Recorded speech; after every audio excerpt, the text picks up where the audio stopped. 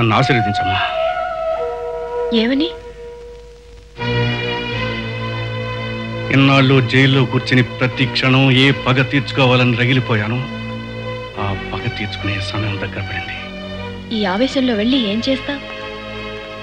ఏ తండ్రి పరువు కాపాడాలని నేరస్తున్నాయాను, ఆ తండ్రినే బలి తీసుకున్న రాక్షసుని నిలువున నరికి నా పగ తీర్చుకుంటాను. ఆవేశంలో నువ్వెవరినో చంపుతా. నువ్వొక హంతకుడు అని నీ తమ్ముడు మళ్ళీ నీ చేతులకి సంకెళ్ళు వేస్తాడు. నిన్ను దూరం చేసినందుకు నీ తమ్ముడికి నేను దూరం అవుతాను. అటు భర్తని పోగొట్టుకుని ఇటు కొడుకుల్ని పోగొట్టుకుని ఒంటరిగా నేను ఎందుకు బతకాలి? ఎవరి కోసం బతకాలి? అంటే నాన్నగారిని చంపిన వాళ్ళని ఊరికి విడిచిపెట్టమంటావా? వాళ్ళ రక్తం కళ్ళ చూసేవారు కొన్ని తప్ప.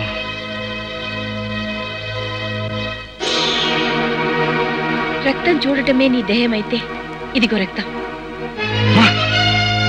ఏమిటమ్మా ఇది? రక్తం పంచందే ఏ ఆడది అమ్మ కాలేదురా.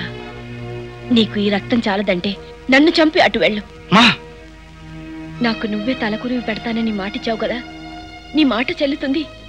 బతుకుండి జరగబోయే దారుణాలు చూసే దురదృష్టం నాకు తప్పుతుంది. అది కాదమ్మా. పౌరుషం పేరుతో ఇలా ఒకరినొకరు నరుక్కుంటూ చంపుకుంటూ బతకడానికి మనం రౌడీలం గూండాలం కాదు. తెలుసో తెలియకో మీ నాన్నగారు ఆ విషవలయంలో చిక్కారు. ఫలితం నా పసుపు కుంకాలు పోయాయి.